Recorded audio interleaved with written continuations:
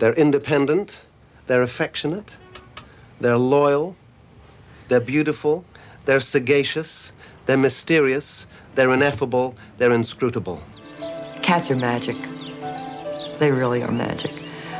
Probably the most mysterious creatures in the world. But they're also very vicious. They're very cruel things. I suppose that's another thing I like about them, their ability to be one thing and then another. The domestic cat harbors a sort of split personality.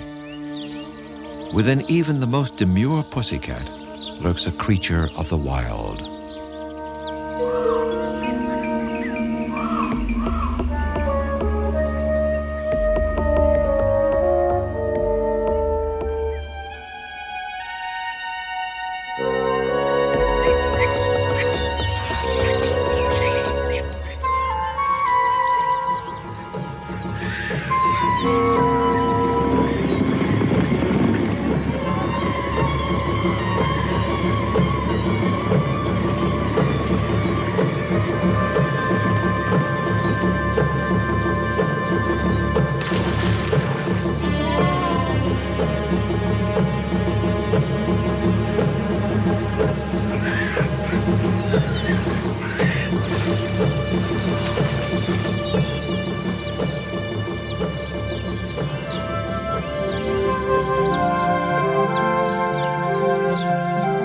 Even after thousands of years, we still know little about the behavior of domestic cats.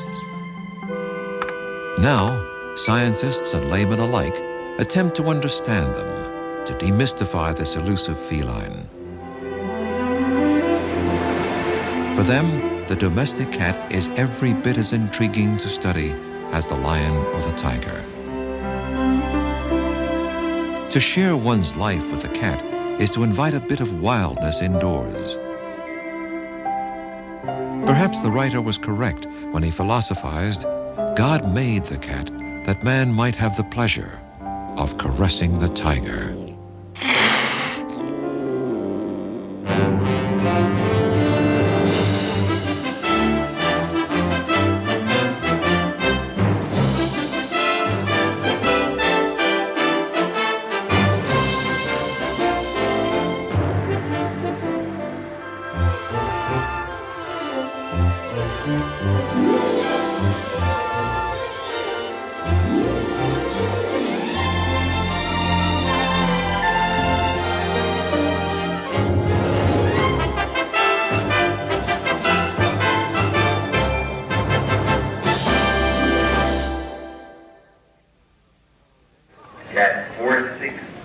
Today, the Western world enjoys an unparalleled love affair between man and beast. The cat now surpasses the dog as the #1 pet, and annually we spend more on cat food than on baby food. Following cats immediately in their carriers out the exhibit. On any weekend, proud owners display their pampered pets to thousands of fellow enthusiasts. Some 36 breeds compete. Long hairs, short hairs, and some that seem to have no hair. There are nearly 58 million pet cats in the United States alone. While many are common alley cats of little monetary value, some exotic breeds sell for as much as $3,000. And although many people dislike and distrust cats, a far greater number adore and indulge them. Keeping cats and their owners happy has become a major industry. It's extremely durable. Okay, it's synthetic fur. Look at the beads in the middle there. You see the beads? Oh, yeah. Okay, listen. You hear that little scratchy sound? Drives the cats crazy. They love it. This is one of our kitty condos. We have a birthing area or a litter area. Kitty pan comes down on the bottom.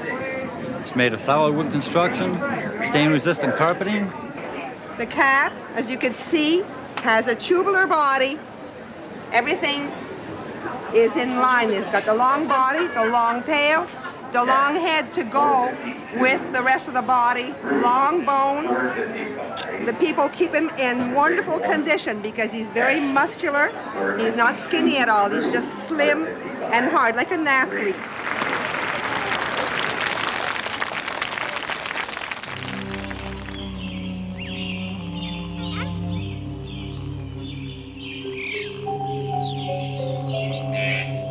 Like a specter floating from the mists of prehistory into the shadows of modern times, two species of wildcats still prowl parts of Africa and Europe.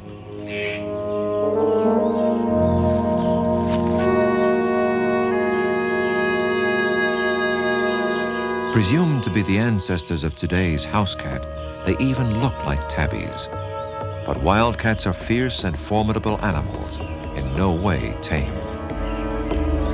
In ancient times, many became tame when farmers fed and sheltered them as valued rodent killers.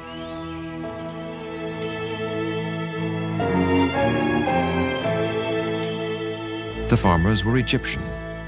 The time, more than 3,000 years ago. The cat became adored and revered in Egypt. Never since has the cat's honored role been matched anywhere in the world. One goddess in the form of a cat symbolized pleasure, fertility, and maternity. Cats were also associated with the deity believed to start the sun on its daily course, and one who symbolized life itself. The Brooklyn Museum maintains one of the world's finest Egyptian collections. Its curator is archaeologist Richard Fazzini. He divides his time between ancient ruins and ancient artifacts. Prized in any such collection is a cat mummy, embalmed as were the ancient pharaohs themselves. This pussycat has been this way since, well, it's hard to date, but let's say at least 2,300 to 2,500 years. Now, why, you might ask, did the Egyptians mummify animals? Well, because certain gods could appear in the form of certain animals. And so it could be a pious gesture or part of some cult ritual to present a mummified cat, to place it in a temple or to place it in one of the great animal cemeteries. But the heyday of the cat was to pass. Once sacred, the cat would come to be hated and scorned.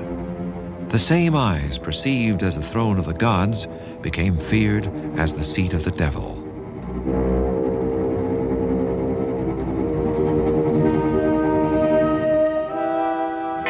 Believed by many to be the companions of witches, thousands of cats were tortured, burned, and hanged as recently as colonial times in America.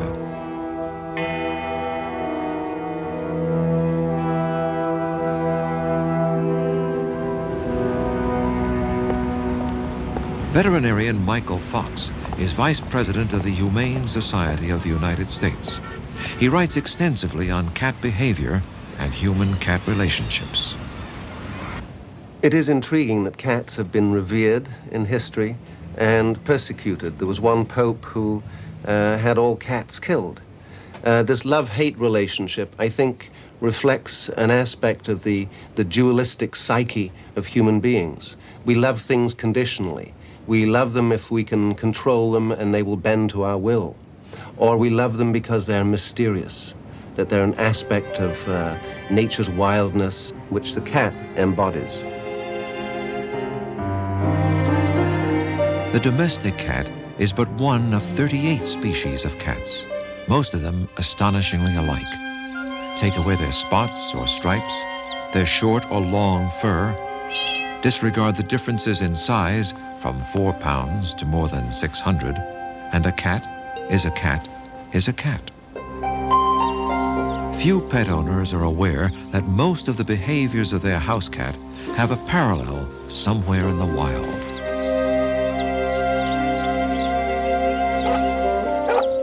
The cat is an enchanting combination of beauty and utility. Its sinuous movements delight the eye. Cats get some of their suppleness from their shoulder joints, which are so constructed that they can shift the front legs freely in almost any direction. They have almost no collarbone and an exceptionally limber spine.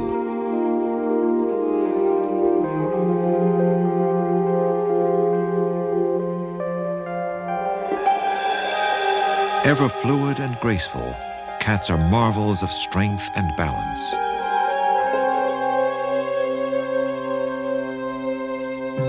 All cats advertise their territory. Spraying deposits a pungent scent.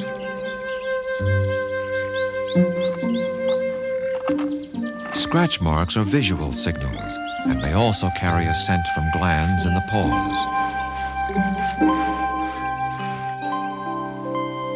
Glands on the face and tail deposit scents at home, just as in the wild. Sometimes more than one signal is left.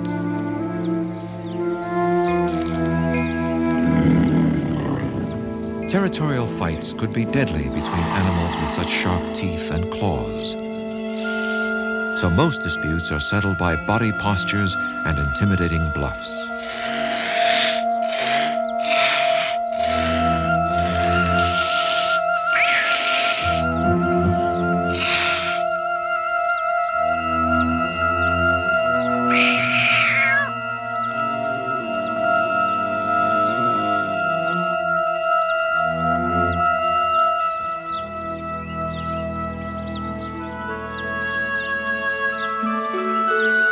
Friendly greetings are generally more fleeting and subtle. A nose touch or body rubbing.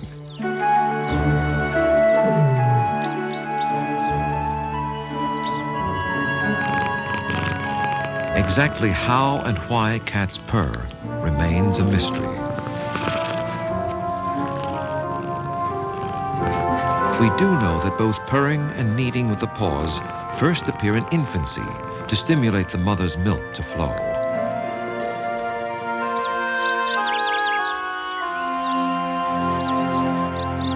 Being hunters, cats must conserve energy whenever possible. They snooze about 2/3 of the time, but always remain alert to sounds, hence the term catnap. In all cats, ovulation, the release of an egg, does not occur until mating triggers it. After gestation of 2 to 4 months, depending on the species, they give birth to 1 to 8 young.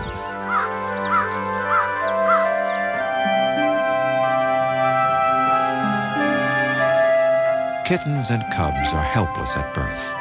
At first, they can neither see nor hear, their life guided primarily by touch and smell. Amazingly, each has a preference for one particular nipple, which it locates by smell. In the wild, this efficient behavior frees the mother to resume hunting sooner.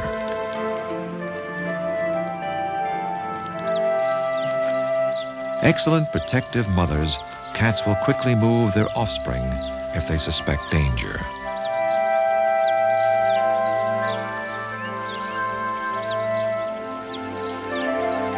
To teach their young how to hunt and kill, many cat mothers bring home live prey for practice.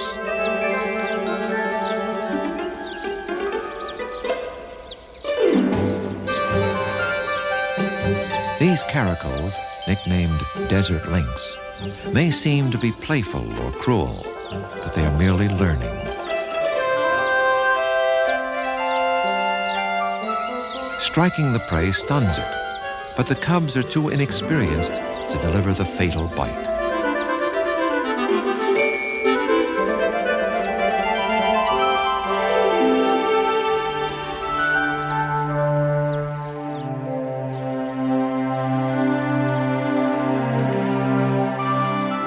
Cat mothers keep their young fastidiously clean.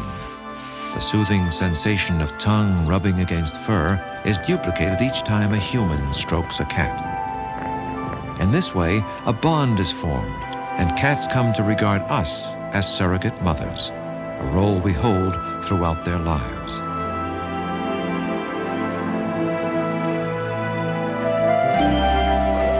In the wild, as young felines play, they refine the predatory skills essential to survival as adults.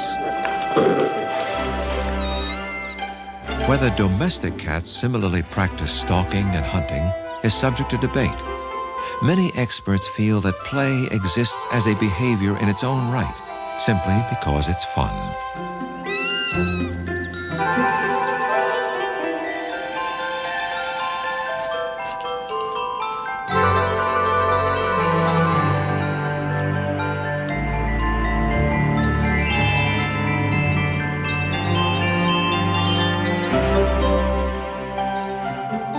With indoor cats, many owners can attest to a phenomenon affectionately called the evening crazies, when pent-up hunting instincts erupt into a frenzy.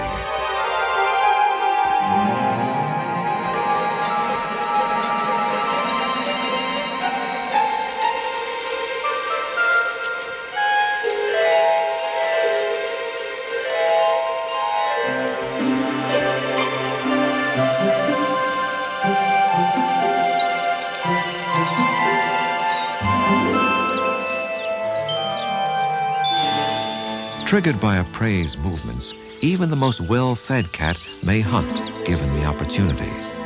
But the connection between making a kill and eating it has to be learned. An inexperienced cat may attack with precision, yet not recognize its kill as food.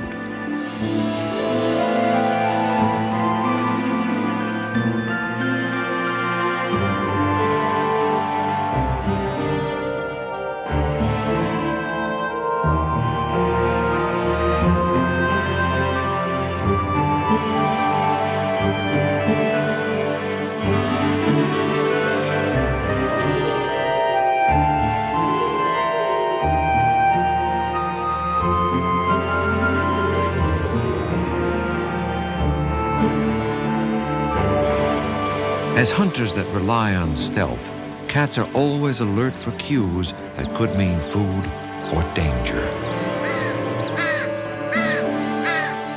While smell is not their primary sense, no odor escapes them. They use smell mainly to find the territorial boundaries of other cats, or to know if other cats have been in their territory.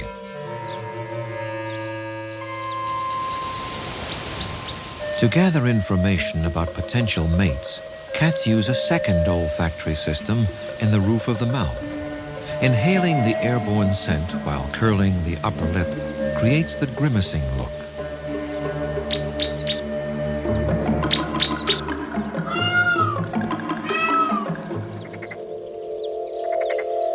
Cats move their funnel-shaped ears to zero in on sounds. They probably have better acoustical discrimination than either dogs or humans. The function of a cat's whiskers is not entirely understood, but if they are severed, the animal may lose its equilibrium and stumble into things. It may even be unable to make a clean kill. Whiskers also transmit information about captured prey. To remove all traces of food, cats regularly groom. Fastidiousness is one of their best-known traits. Coarse and abrasive like sandpaper, the tongue is covered with hook-like projections that can even tear flesh from bone after a kill.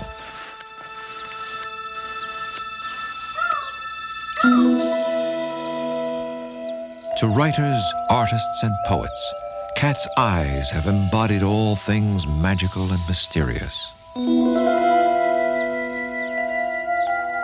The scientist knows that vision is one of the cat's most vital senses, the key to its success as a hunter. At Florida State University, the question of how cats see the world has been studied for more than 25 years. Professor of Neuroscience and Psychology, Dr. Mark Berkeley, defied cynics who told him the independent cat would never make a good laboratory subject. He designed a system that not only works, but actually appeals to the cat.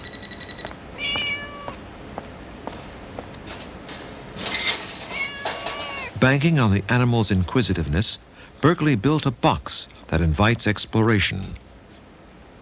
And when it responds correctly, the cat is rewarded with food.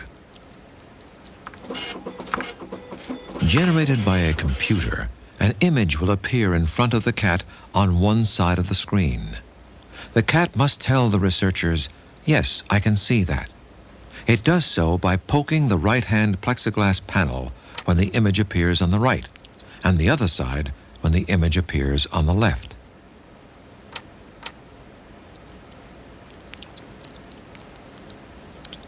From the work of Berkeley and others, we know cats cannot distinguish between human faces, have poor color vision, and, like us, experience visual illusions. But perhaps most noteworthy is their ability to see at night. Under low light levels, the cat is anywhere from 6 to 10 times more sensitive. That is, at a light level where we perhaps couldn't see anything, he still sees, not very well, but certainly better than we do. I suppose it might be the difference between a starless night and a moonlit night, where under a starless night, that might be the way it looks to us, but to the cat it might look as if the moon were up. Able to pierce the darkness with vision at least 6 times more sensitive than our own, the night truly belongs to the cat.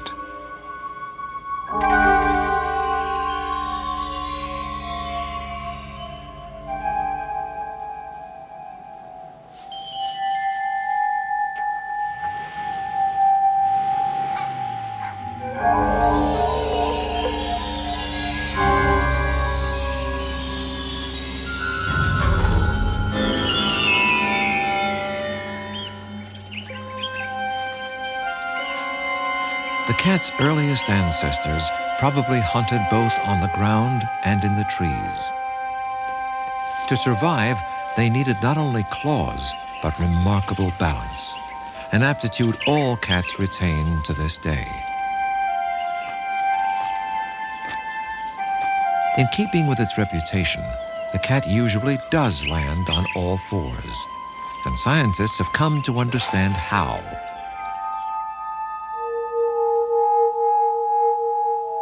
Slow-motion photography reveals that cats always right themselves in a precise order. The head rotates first, based on messages from the eyes and inner ear. Then the spine twists, and the rear quarters align. At the same time, the cat arches its back to reduce the force of impact.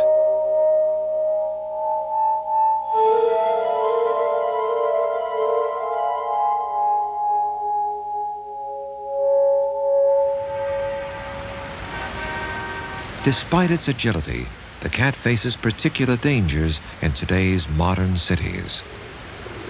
Here, although hundreds of feet above the ground, the indoor cat is just as attracted by moving prey as is any other cat. If anything, it may be a stir-crazy bundle of energy. So many cats actually careen through unscreened windows that the phenomenon now has a name: high-rise syndrome. At the Animal Medical Center in New York City, doctors were perplexed when they found that victims of higher falls often had less severe injuries than those that fell a shorter distance. Good morning, Miss Pisano. How are you today? Fine, thanks. Dr. Michael Garvey is medical director. Hello, Harry. Harry is recovering from serious fractures after falling just a few stories. About a month since you were here last. We've been puzzled by the high-rise syndrome for a long time, the name that we give for cats falling out of windows. Our clinical impression is that cats that fall from medium-level stories are hurt much worse than cats that fell from even greater distances. That seemed to defy our logic, that cats that would fall farther would be hurt less. So we undertook a study to examine the records on cats that had been admitted here for falling out of windows. And it actually confirmed that our clinical impression was correct. It seems that cats that fall from higher stories have enough time to reach free fall like a parachutist and are relaxed. And when you experience trauma, when you're relaxed, You will probably avoid injury. When you experience trauma, when you're very rigid and very tight, you will tend to maximize injury. The cat may not have 9 lives, but its uncanny ability to sail through the air is almost certainly responsible for the myth.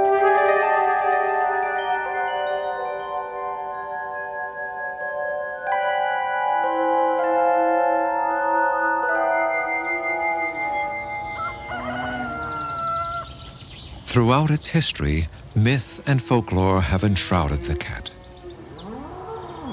Near Oxford, England, scientists have been exploring whether the legendary solitude of the cat is fact or fiction, or can cats adapt successfully to living in groups.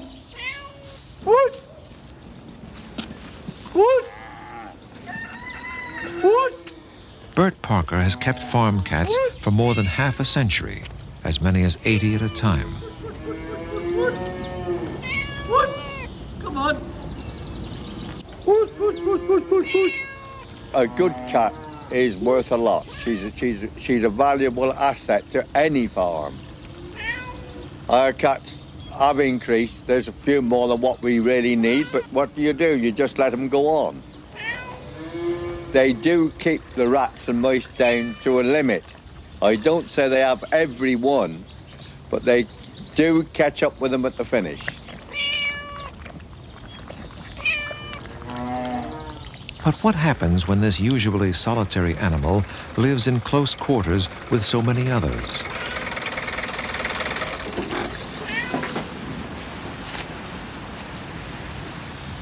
Oxford University professor David MacDonald has studied farm cats since 1978. Why is it that people have tended to typecast cats as antisocial, as solitary creatures? I think there's 2 reasons. One of them could be that the sorts of things that cats do socially are not the sorts of things that classically people have had in mind when they thought about wild animal societies. And I think that's because cat society is based on a rather subtle, covert language.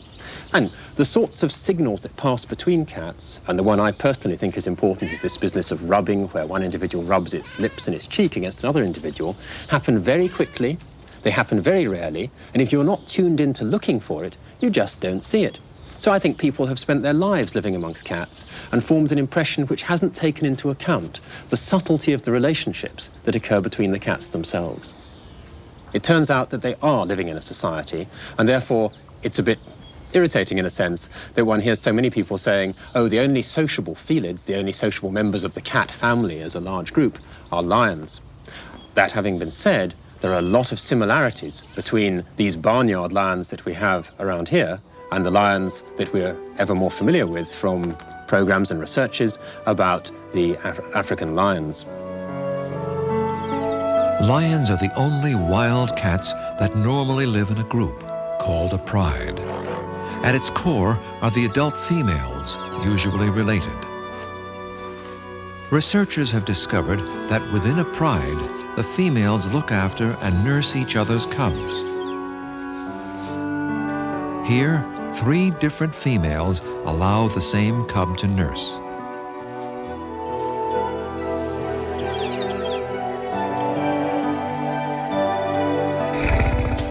Though a lioness gives preference to her own cubs when they want a nurse, at times she will allow younger sisters or brothers, nieces, nephews, or grandchildren to join in too.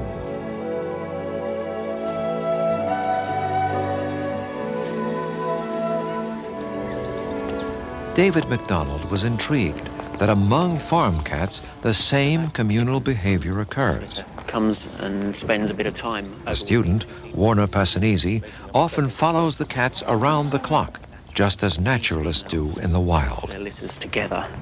So we have generally the females take it in turn to suckle these kittens. Again, indiscriminately, any kitten that is there is suckled.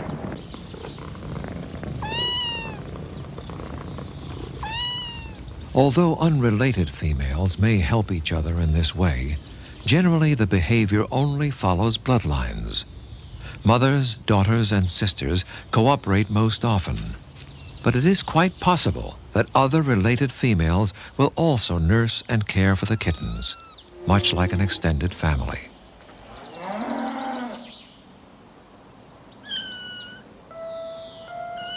Six weeks old, this kitten has begun only recently to explore on his own. Today, he has accidentally become separated from his mother. Out of hearing range, she knows nothing of her kitten's dilemma. A related female hears him but does nothing. He starts back uncertainly.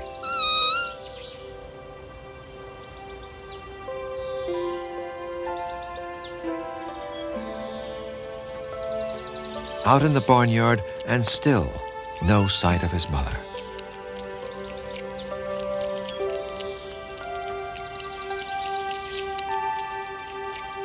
He comes upon the related female, now nursing her own litter.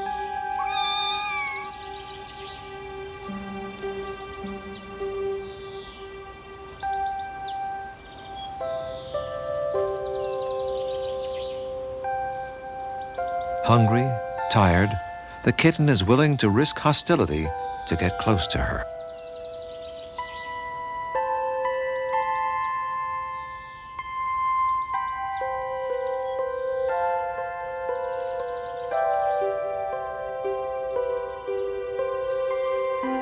In the end, she accepts the tiny, distressed explorer.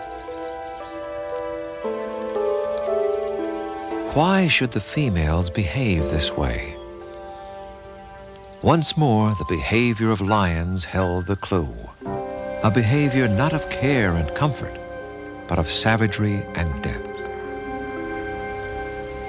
In this graphic film footage, the cameraman bears horrified witness to a systematic and vicious killing.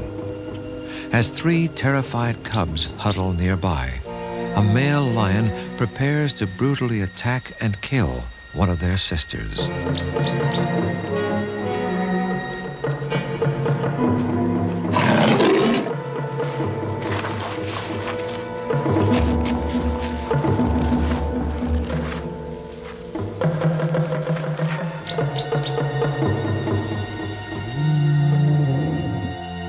When there is a successful takeover of a pride, the new dominant male kills the cubs of the ousted male.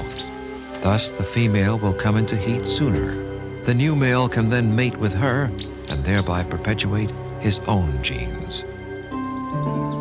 The barnyard again was to prove remarkably like the plains of Africa. MacDonald recalls the events leading to a gruesome discovery. As I watched at the communal den with these 4 sets of kittens all together, 9 kittens in total, the scene was really a very intimate one. The kittens were, as you can imagine, a chocolate box scene in amongst straw bales. Their nest was built in amongst a stack of bales, and a narrow passageway led into the kittens, and they were all just piled on top of each other, and each mother would come and go from that den, each suckling the kittens indiscriminately. And on this occasion, I was watching this nest of kittens, and in slunk the male.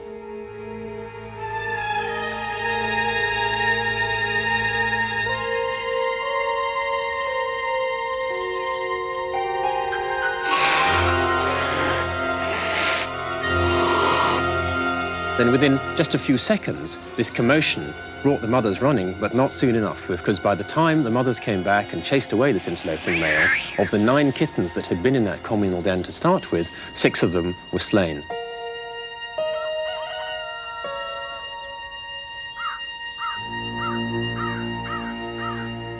So I think we've come up with 2 answers, both of them perhaps rather surprising, to why cats may benefit individually from living communally. One of them is that they can look after each other's young by sharing the load of nursing, and the other is that females may be able to repel murderous males. Thus, cooperative care by a number of females increases the likelihood that more kittens, even orphans, will be watched over and thereby protected.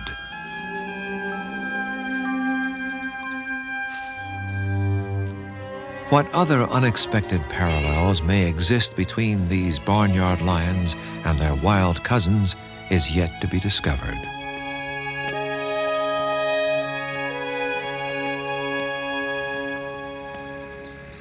In another English village, the image of cats as ruthless killers was confirmed in a different way. It began with a local teacher. Peter Churcher has taught biology at the Bedford School for 15 years. Those two will have started before that one, and of course it's important that they all start at the same time, isn't it? Right, so back to the beginning now. A cat owner himself, Churcher applied the discipline of his scientific training to explore the unseen world of the house cat on the prowl.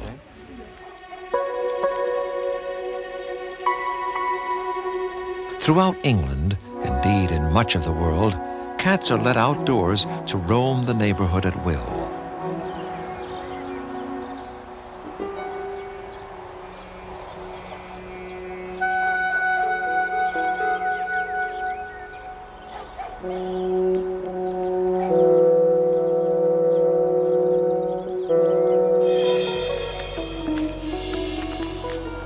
How much impact on wildlife, Churcher wondered, do cats actually have? Unable to follow the cats, he did the next best thing and enlisted the help of their owners. Well, the first thing was to go around the village and just find out who had cats. And so I knocked on everybody's door and said, had you got a cat, and were you willing to take part in the survey?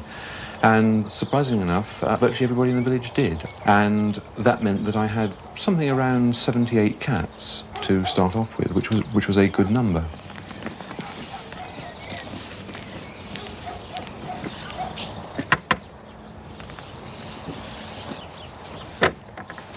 Oh, hello. Morning, Marjorie. Have the cats called anything this week? Yes, one little body for you.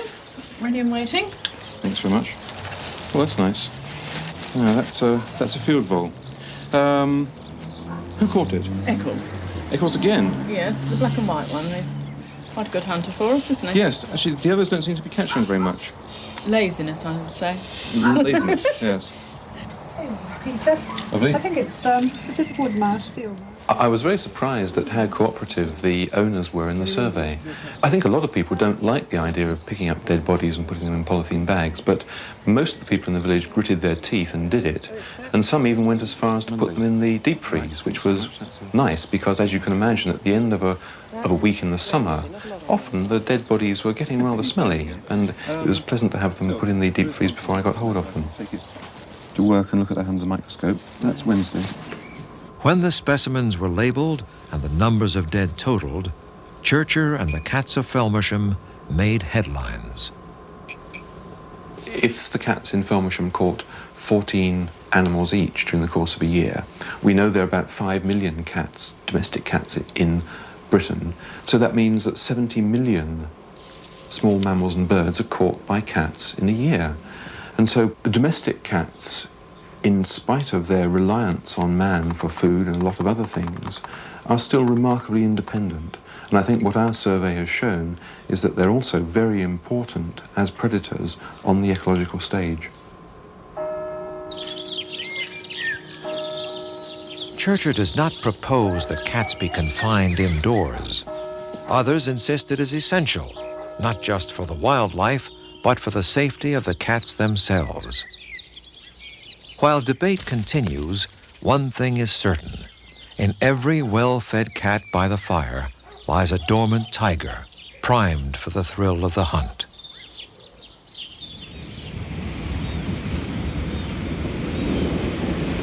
Because cats are seen as self-sufficient hunters, many people feel no qualms about abandoning them.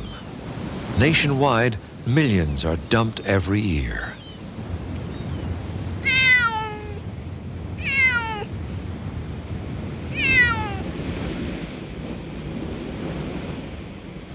Near Oxnard, California, animal welfare activist Leo Grillo has tried for weeks to trap 2 cats living in this jetty. Such brutal conditions are a death sentence for cats, and he devotes his life to rescuing them. When the winter hits, these rocks are really cold, and the waves are cold, and the mist is cold, and the fog is cold. The cats are cold. And everybody thinks they have a fur coat, they're going to be fine. And it's always like this, and when it's a bad winter especially, it's really pitiful. Here at the farthest tip of the rocks, the cats have retreated from the taunts and bottle-throwing of uncaring strangers. But they are also completely cut off from fresh drinking water, so Leo baits his traps with it. Hey, Jet. He has named the cats Marina and Jetty because of where he found them. Come on, Jet. Come on, Jet. Come on.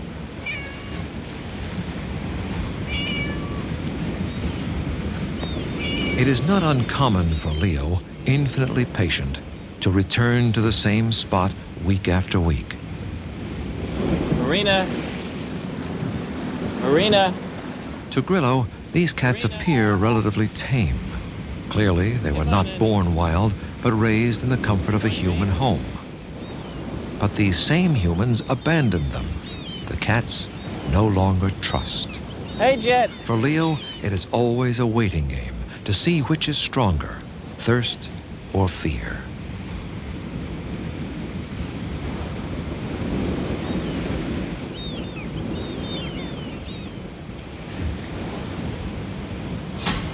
Atta boy. I'm coming down. All right, Jet. All right, here you go. When I get a cat, and those traps are set, and I get a cat to go in the trap, and that door comes down and slaps, that is the most exciting feeling. And that little saga, that little story, the trips to this one little rock to feed that one little cat is now over. It has an ending. After weeks of failed attempts, this day would finally bring success. Easy. Tired but exultant, Leo would trap both Marina and Jetty and bring them back to a world of care and love. Grillo runs 4 licensed shelters in California, but they are only for animals he himself has rescued. An ever-changing number of cats and dogs live out their lives here. If it gets too crowded, he says, I just expand. Leo and family live nearby with 60 cats. This ranch house is home to more than 150 at last count.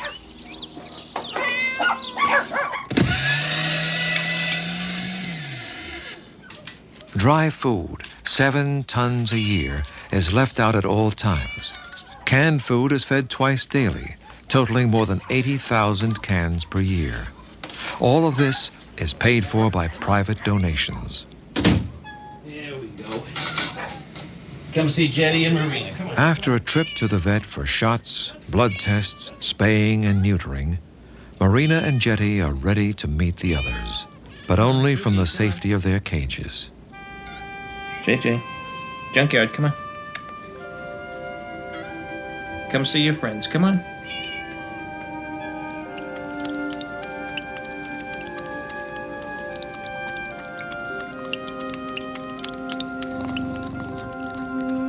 This cat is in ecstasy just to have food.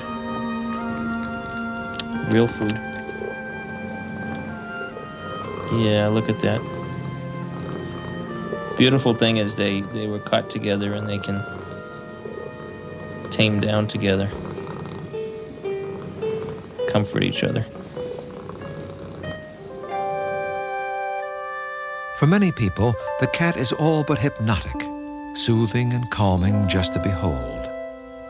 Through the ages, an uncounted number, graceful, beautiful, and mysterious, have captivated the human mind and eye. Scientists learned that simply petting a cat lowers human blood pressure. Now, some go further and suggest cats may actually benefit our longevity.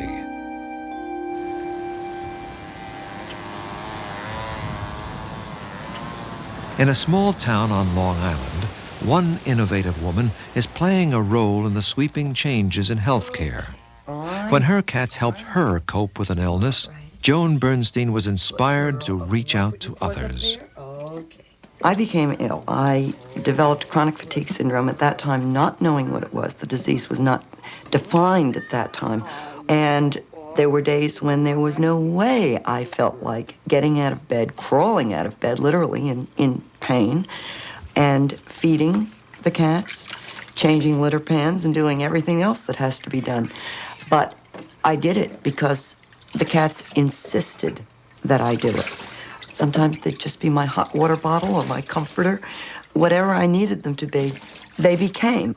And so I became very aware of the value of the cats as a therapy.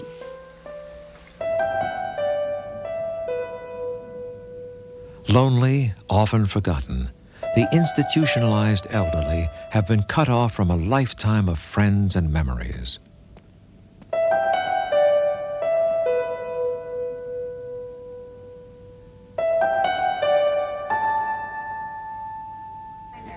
Ladies and gentlemen, one of the most beautiful grand champion champagne mink Tonkinese. At Brookhaven Healthcare Facility, Joan's Tonkinese cats are eagerly awaited every month. Is this gorgeous? Bred for their stable temperament and sociability, they offer therapy at many levels. As we go by. The warmth of the cat on her lap is very important. Just holding the cat in her arms. First of all, it's good exercise for her. She's utilizing the muscles in her arms and her hands. So we have the physical aspect of it. Look what I brought you. You think she's trying to tell you something? Come on. Okay. She'll stay right there with you, Mr. Hook. Patients who have difficulty with recall, with recall of the present, okay? In other words, remembering the present from now to tomorrow, or now till next week, or now till a month from now. That's Mazel. They will remember the cats. She's a lot like the one I brought here one time who was sitting on your shoulder, remember? Yeah. And I took a picture of you with the kitten sitting on your shoulder, and only half the picture came out.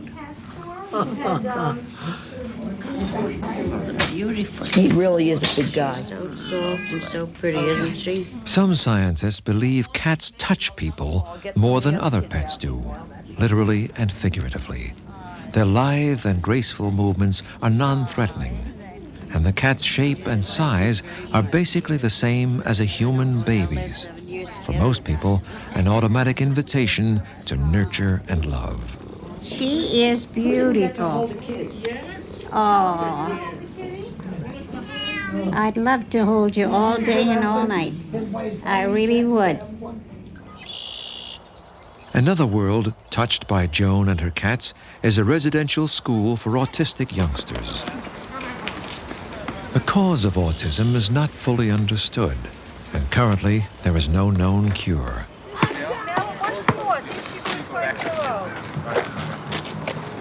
Hello.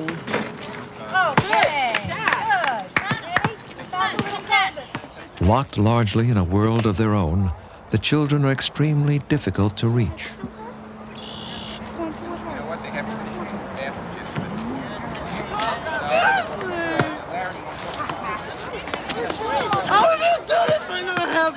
Some, like John, erupt uncontrollably. Easily frustrated, he often reacts with raging tantrums.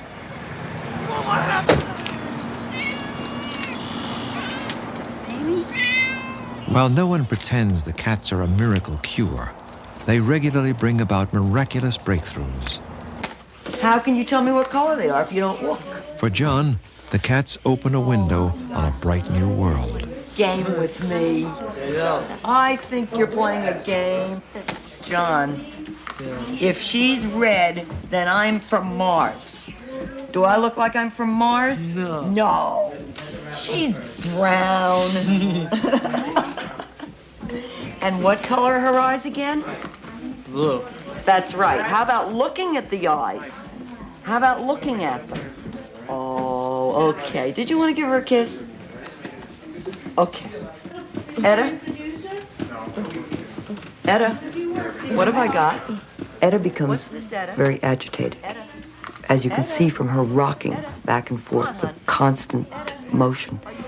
And the more she rocks, of course, the more agitated she is. I can take the cat over to her, and at first she may thrust it away. But if I'm persistent, sometimes I have to withdraw a little bit and come back to her. But if I am persistent, the cat can stop her. Later, Joan will try again. What have I got? Is this a nice cat? Do you like this cat? I see them relating to the cat so much more openly, so much more freely than they do to other people. They can trust the animal. With every individual I've worked with, they have eventually reached out. And I think it's because there is, again, that sense of communication that says, trust me, I won't hurt you. Is she saying give her a kiss? Do you want to? Okay. Let me turn her around this way. Give her a kiss back here. Okay, a little closer. Good. Okay. Joan senses she can approach Etta again. Okay. By holding the cat and focusing her attention on the cat, she will stay still and she will talk to the cat. She's with us for several minutes at a time. How about saying, hi, kitty? Hi, kitty. Good. Hi, kitty. Good. Okay. We're talking about therapy. We're talking about hands-on, and we're talking about one-on-one and up close. We're also talking about cats that are capable of creating interaction or curling up in somebody's arms and saying, I'm all yours. Right this minute, I belong to you. You're special to me. And I love you. So hold me and feel good.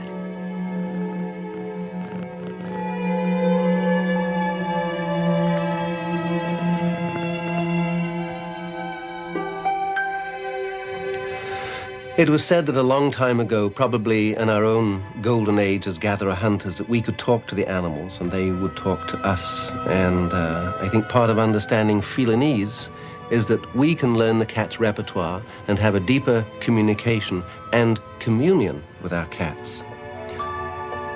Love for cats is part of a universal love for all creatures, which impels us toward a reverence for all life. Subtle, amusing, enigmatic, regal and serene, cats remain ultimately independent of their human companions. They move among us as half-wild creatures, the only domestic animal man has never fully conquered. Plain or fancy, barn mouser or lord of the hearth, they have fired our imagination. But we wonder, did we adopt the cat, or did Tabby simply deign to share his life with us? In the end, it is a tantalizing mystery, one that we, being mere humans, can never hope to solve.